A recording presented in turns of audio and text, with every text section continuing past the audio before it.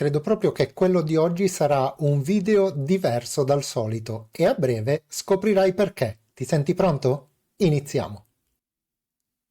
Ti prego, dimmi che ti sei accorto della differenza, altrimenti mi offendo. Ebbene sì, quello che hai appena visto mi somigliava sicuramente tantissimo, era vestito come me, parlava con la mia voce, ma non ero io. Ed è proprio di questo che voglio parlarti oggi. E allora, se ti senti davvero pronto, iniziamo.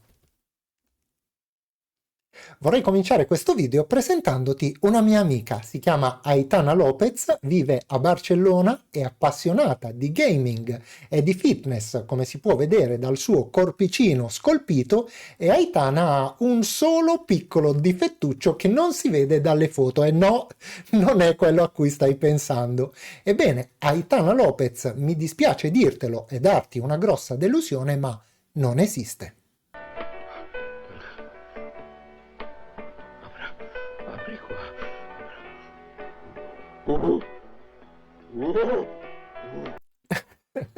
Ebbene sì, Aitana non esiste, ma ha 306.000 follower, avendo pubblicato solamente 106 post, il che mi fa sentire decisamente un fallito. Sono certo che tu abbia iniziato ad intuire quale sia l'argomento del video di oggi, ma siccome la questione è decisamente molto più articolata e complessa, lascia che ti dia qualche altro piccolo esempio. Se sei preoccupato anche per le sorti di questo cagnolino, ti tranquillizzo subito, dato che anche questo piccolo cuccioletto nella realtà non esiste. Per quanto riguarda invece il prossimo esempio, vorrei lasciare parlare la musica al posto mio e a breve ne capirai il motivo. E lui il gentiluomo, signore, tra schermi e luci trova il suo spazio, naviga in codici.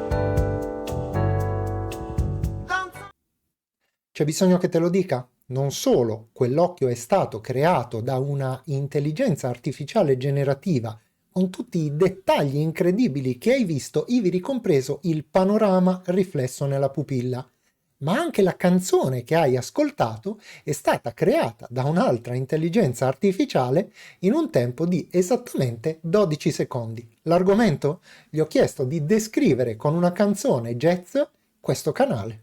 Lo so, sembra incredibile, ma questo è il primo dei vari strumenti che ho utilizzato per realizzare il video di oggi. Naturalmente ti mostrerò anche gli altri. Questo qua si chiama Udio, lo trovi sul dominio Udio, scritto udio.com, e questo è il prompt che ho utilizzato per creare questa canzone. Naturalmente, anziché scrivere stile musicale jazz, avrei potuto anche utilizzare i pulsantini qui sotto. Come vedi mi ha restituito due diversi risultati, uno è quello che ti ho fatto sentire e l'altro invece è questo. La mia mente ora è digitale, ma ciò nonostante, perché svegliare i ricordi vecchi. Devo dire che mi piaceva molto di più la seconda, ma andiamo avanti perché c'è molto ma molto di più che voglio mostrarti.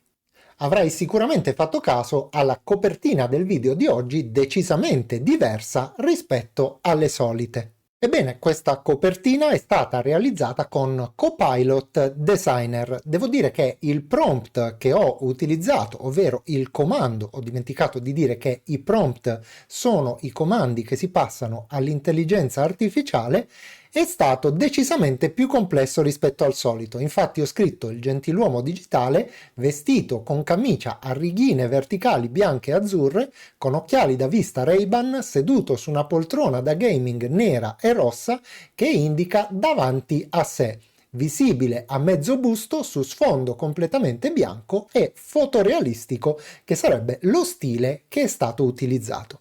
Come vedi sono state prodotte una serie di immagini, ma quella che ho scelto è stata questa. Naturalmente ho ritagliato tutto quanto lo sfondo bianco e l'ho posizionata invece di fronte al mio solito sfondo. Una menzione speciale però la merita questo sito qui che si chiama heygen.com, scritto come vedi con la H e la Y. Grazie a questo strumento ho realizzato quella finta intro che hai visto come prima cosa dopo la sigla, ma ci ho fatto anche molto ma molto di più. Ciao, mi chiamo Vito, e questo è il canale Gentiluomo Digitale. Il video che stai guardando è stato realizzato con l'intelligenza artificiale. Come potrai notare, infatti, questa non è la mia voce, eppure la mia bocca si muove come se stessi parlando in maniera naturale. Lo so, a prima vista non sembra un gran risultato e la voce, come si dice in gergo cinematografico, scolla un pochino rispetto all'immagine, ma devi tenere presente che ci ho impiegato solamente pochi secondi a realizzare questo spezzone. Quello che ho fatto è stato caricare una fotografia e caricare un esempio registrato della mia voce. Se ci avessi voluto impiegare più tempo, il risultato sarebbe stato decisamente più realistico. Tutto questo senza considerare il fatto che invece in quest'ultimo esempio non ho voluto utilizzare la mia vera voce ma una voce sintetica, il che ci consente di fare anche delle altre cose.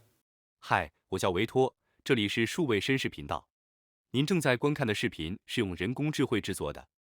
我可能会注意到，事实上这不是我的声音，但我的嘴巴动了动，就好像我在用这个声音说话一样。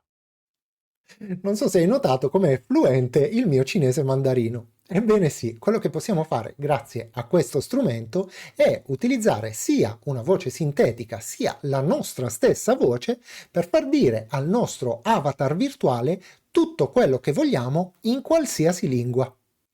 Al di là di tutte le facezie, tuttavia, non sono poche le perplessità che sorgono in merito a questi strumenti digitali. È di sole 11 ore fa questa notizia dell'ANSA che titola Immagini video con l'IA, rischi deepfake e allerta elezioni. E in particolar modo viene chiesto agli esperti di trovare degli strumenti idonei per distinguere il vero dal falso. È naturale che infatti utilizzando dei deepfake si possa far dire e fare ad un personaggio politico praticamente qualsiasi cosa. Se scendiamo un pochino più in basso, infatti nell'articolo ho evidenziato questa frase che dice che la democratizzazione di questa tecnologia aumenta delle criticità, dal diritto d'autore ai falsi, e non a caso diversi esperti hanno sottolineato alla rete americana CNBC che proprio in vista delle elezioni che si terranno nel 2024 in diverse parti del mondo, i big del digitale dovranno alzare il loro livello di attenzione e di introdurre, come dicevamo, alcuni strumenti certi con cui distinguere il vero dal falso. Ma ad essere interessati e preoccupati da questa deriva digitale non sono solamente i politici. Infatti, leggiamo in un'altra notizia che nel mondo del cinema stiamo assistendo per la prima volta nella storia ad una rivolta di attori e sceneggiatori contro l'intelligenza artificiale. Se infatti scendiamo un pochino più in basso nell'articolo, leggiamo che il fulcro della questione riguarda un utilizzo controverso dell'intelligenza artificiale, che potrebbe essere sfruttata per prendere le sembianze di molti dei volti noti dello Star System. La proposta avanzata dagli studios prevede che gli attori e le attrici vengano scansionati sotto un giusto compenso affinché la loro immagine digitale venga utilizzata liberamente da chi ne detiene il possesso. E inoltre che potenzialmente, disponendo di un appropriato quantitativo di dati, si potrebbero replicare i gesti, le azioni e le sembianze di un qualsiasi attore, girando addirittura un film intero senza che la persona reale venga minimamente coinvolta e di conseguenza retribuita grazie a questi socia digitali. Da quello del Carbonaro lei chi è? Che so, il marchese? Che so, tutti mi posso... E io che mi preoccupavo che mi clonassero il canale YouTube, ma scherzi a parte passiamo subito ai ringraziamenti del giorno, che quest'oggi vanno a Federico Masetti e a Mr. Hans per i loro generosissimi super grazie. Vi ringrazio infinitamente per il vostro supporto a questa community e per la simpatia che dimostrate. Ma altri ringraziamenti sono per Giuseppe Molteni, per Sal Crusader, per Athos Marcante, per Damiano Favaloro, per essersi abbonati al nostro canale, ed è quindi con piacere che vi do il benvenuto a bordo della community dei gentiluomini. Ma un ringraziamento specialissimo va a Germano Rossi, perché si è abbonato ma in qualità di distinto gentiluomo, e quindi mi tolgo di fronte a te, caro Germano, il cappello ancora una volta farlocco. Ma manca ancora un ultimo ringraziamento, che è quello che come sempre è destinato proprio a te, che hai guardato questo video, mi hai fatto compagnia nel corso di questi minuti, e quindi, come di consueto, non mi resta che salutarti e darti appuntamento alla prossima.